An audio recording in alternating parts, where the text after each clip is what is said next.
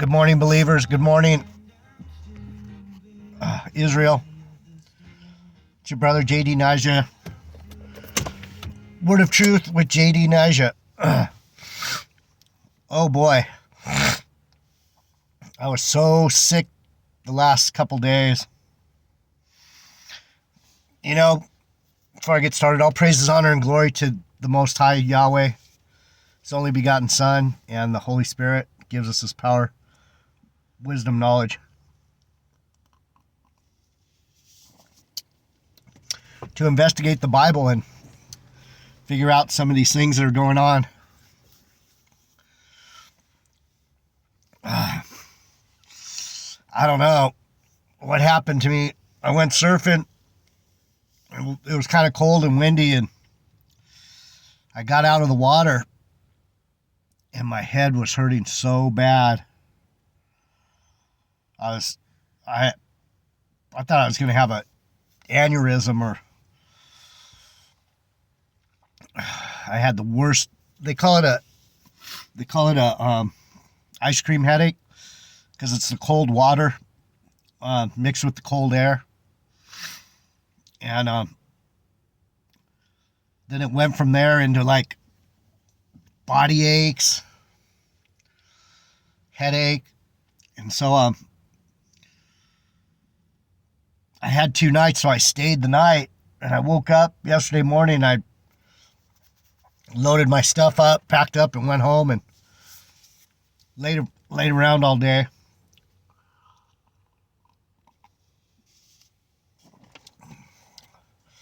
Took some medicine last night, and now I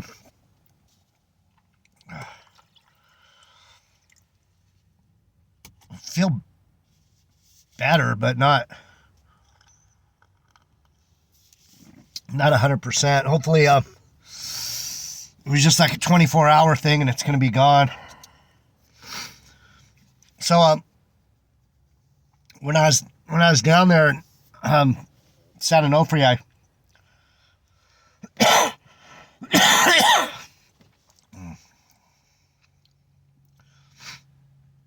I was studying, and I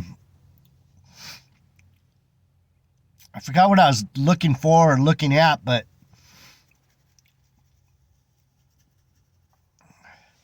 there's an interesting story in Mark, and I wandered upon it, and I'm like, what the heck does this mean? So this is like really deep parabolic. This is the stuff that I like, because I like things that can be interpreted different ways. I like people to think, and I like to think. For me, I love edifying people and saying, you got to believe in the Bible, you got to believe in the Lord. I'm not the best at saying, this is what you should do, this is what you shouldn't do, we need to do this, we need to do that. Slovakia. I'm more of a Bible scholar. I'd rather be known as someone who knows the Bible. I mean, not that I wouldn't love to be able to edify people, but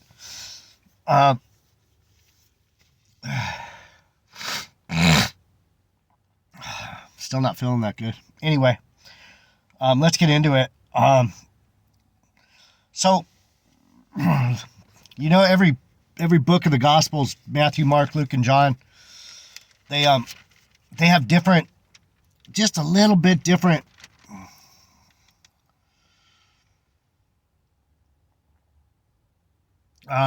versions of the same stories, right?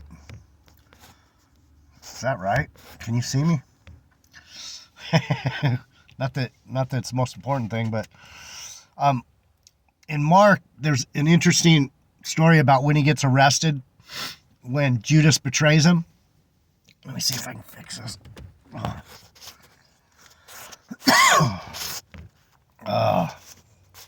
Still not doing all that great. Obviously. So just let me read this, and we'll talk about it a little bit. Jesus' arrest. It's Mark 14:43.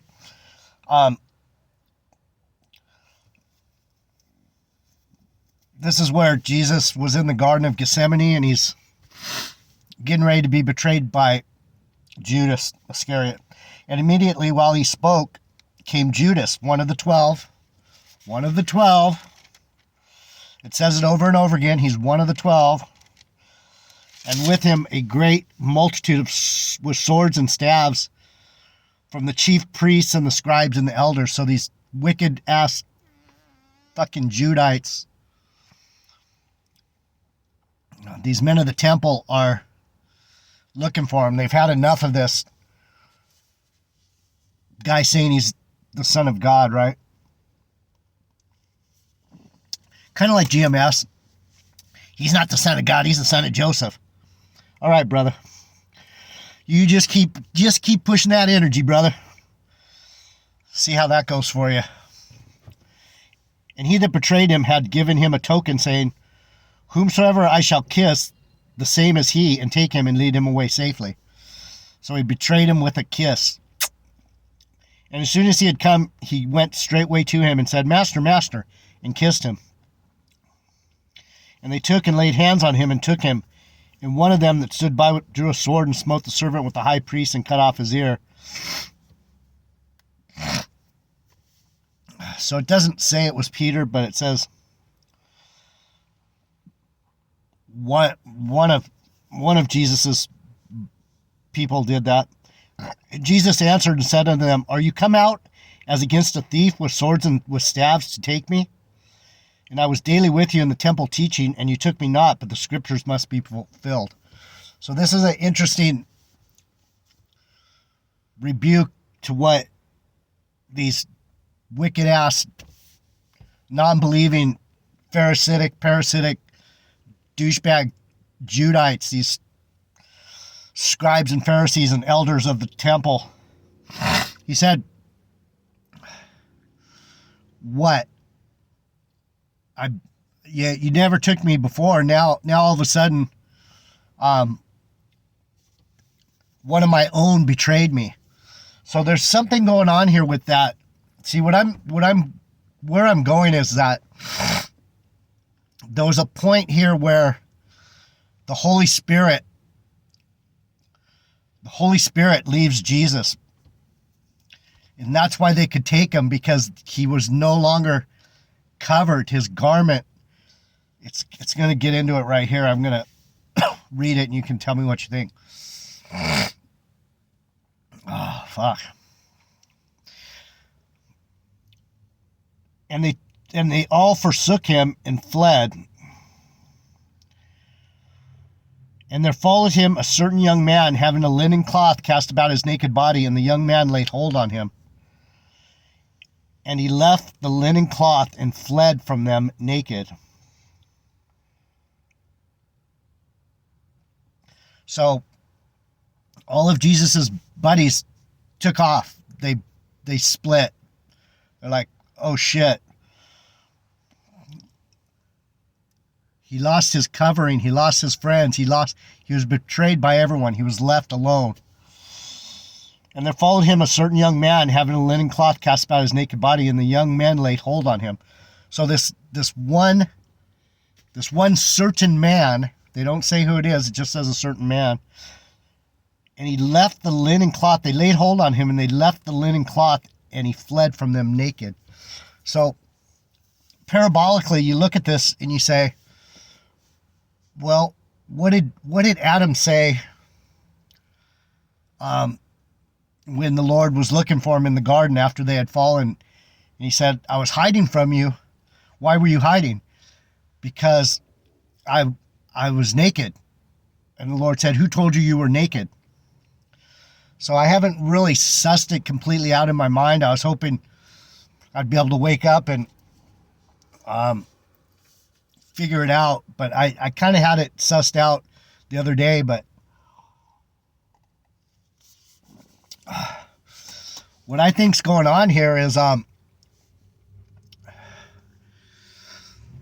Holy Spirit had shifted out of him, because on the Mount of Transfiguration, that's how the Lord looked. He was in a white linen, and that was the covering from God. It was like when they seen him transfigure, they saw the Spirit on him, and they saw the white garment, the pureness, the Godhead was on Jesus, right?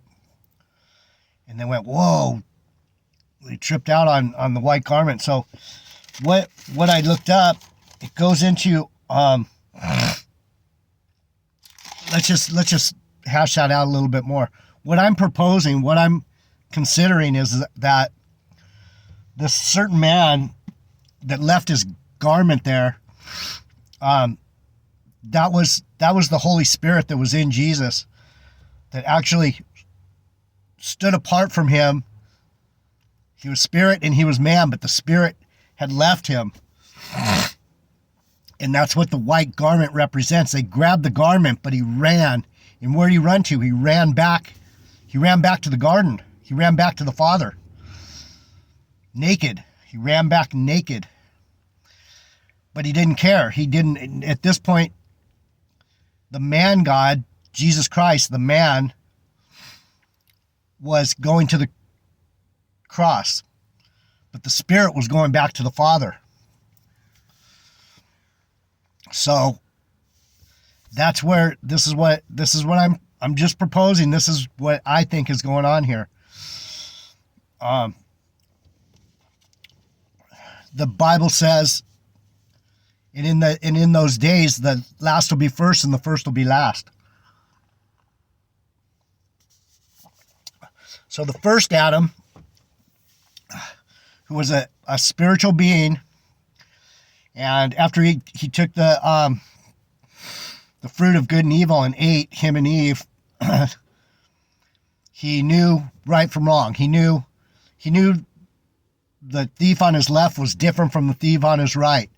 And that's where you get the idea of the one thief didn't know the Lord, the other thief recognized the Spirit and said, I see you as a man, but when you get to your kingdom, remember me. And the Lord said, you'll be with me. Because he recognized the Godhead in the man, even though the Spirit had departed from the Lord at that point. Abba, Father, why have you forsaken me? And so when they came to take him, and the Lord said, you come out against a thief with swords and with staves. The thief, you come out against me like a thief, like these two guys that are being crucified with me, right? You come out against me like a thief, like I did something wicked. Why? You never did it before. So in 16, Mark 16:4, when they went into the sepulcher to look for Jesus, the same man was standing there, the Spirit. Listen. And when the Sabbath was past, Mary Magdalene and Mary the mother of James and Salome had brought sweet spices that they might come and anoint him. And early that morning, the first day of the week, they came unto the sepulchre at the rising of the sun, and they said among themselves, who shall roll us away the stone from the door of the sepulchre? And when they looked, they saw that the stone was rolled away, for it was very great.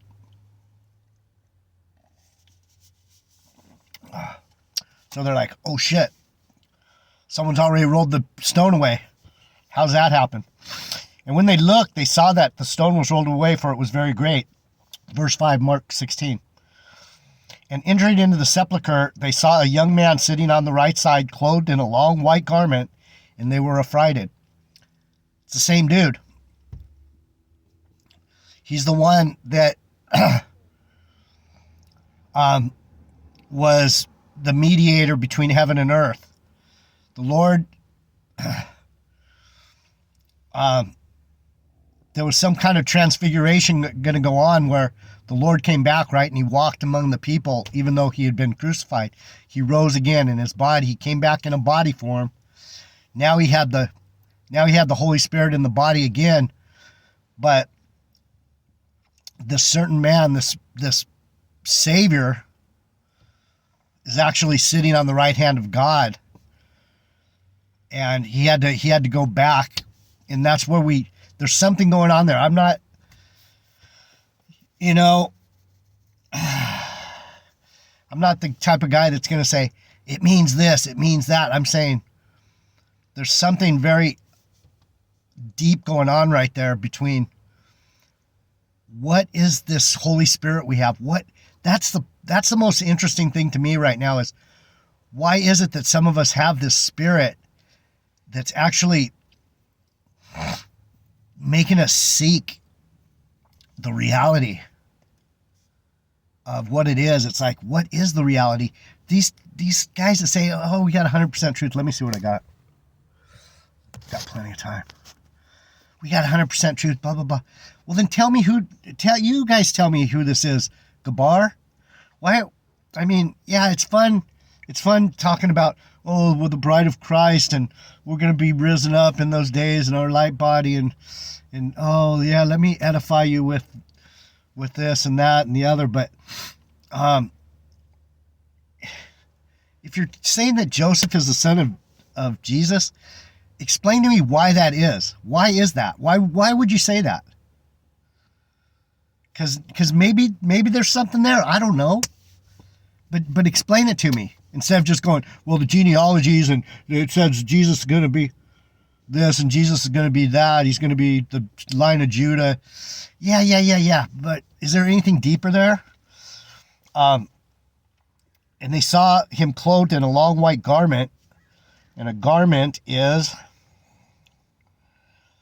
a robe, the robe of righteousness, right? This white garment.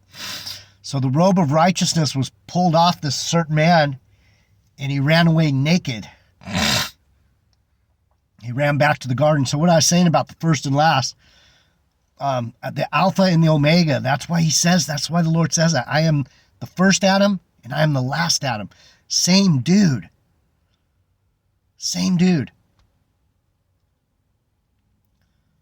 So the last will be first and the first will be last. That spirit,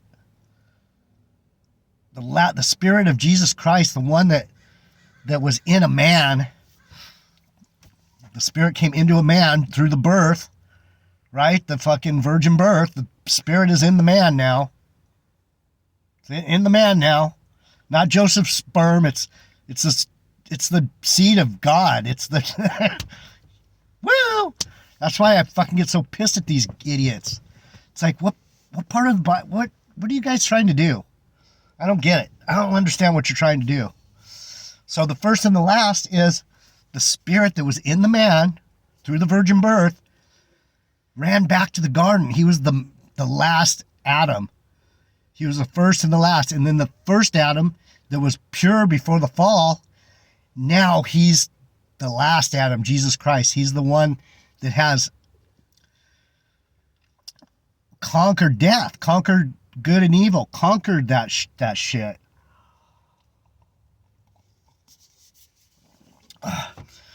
These are the things that prove that Joseph ain't shit.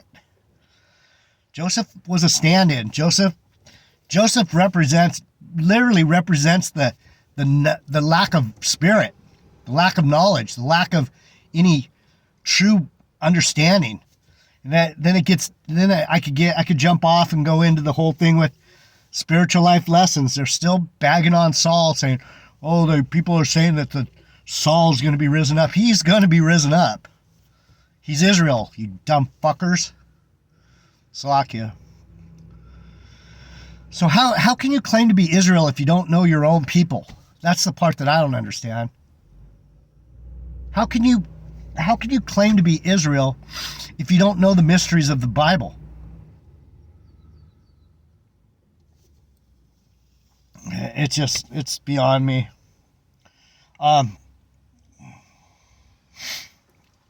So then, back to Luke's version of what happened. I'm just gonna finish this off with some thoughts on that whole thing. See if I can pull something else out together on that. The first and the last. The first will be last and the last will be first. The first Adam will be the last Adam and the last Adam will be the first Adam. That's what he's saying. It's going to go back to the kingdom. We're going back to the kingdom. We're going back to that place where there is no knowledge of good and evil. We're not going to know evil. Evil is going to be gone. We're not going to have to listen to these idiots try and tell us things about the Bible that aren't even true. That they have some weird breakdown in their head that not, that's what's really sad for me is I want GMS to be my brothers. I want IUIC to be my brothers. But these guys, I was watching IUIC last night. Bishop Nathaniel. Really, bro? Really? They get these fancy garments on and they're talking their Negro-centric crap. It's like, whoa. And then they put on their video at the beginning, we are not a hate group. Well, then why do you act like a hate? Why would you have to have a disclaimer if you're not hateful? So there's something wrong with the whole Black Hebrew Israelite thing.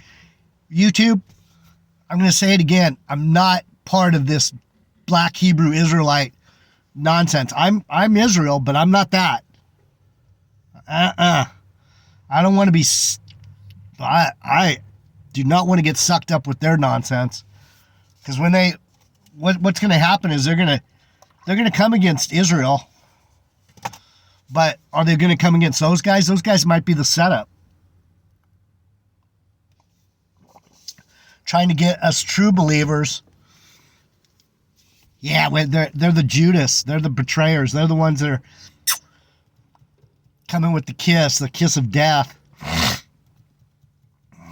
So anyway, that was just something you might want to study for yourself. The certain man that fled back to the garden naked. The last Adam fled back to be the first. And the first Adam that had to be judged died on the cross. Does anyone like studying the Bible? I love studying the Bible. The Lord gives me these things, and it keeps me going. And I hope you enjoy it. If you do, subscribe. Sorry if I'm a little... Man, before I go, I wanted to say something about the whole C-19 thing. I have a feeling that these guys wouldn't come out with a jab unless they knew that people that didn't take it were going to get sick as shit. I have a feeling.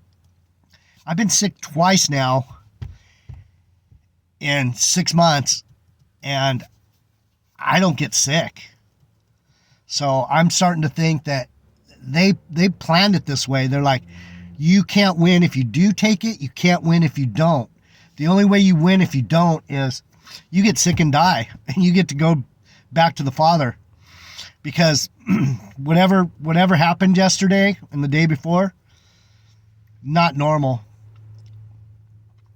It's going to be like, it seemed like this time the headache was, it's going to cause either an aneurysm, some kind of brain situation, or some people it's going to cause their heart to fail or something. And whatever this virus that these Chinese came up with,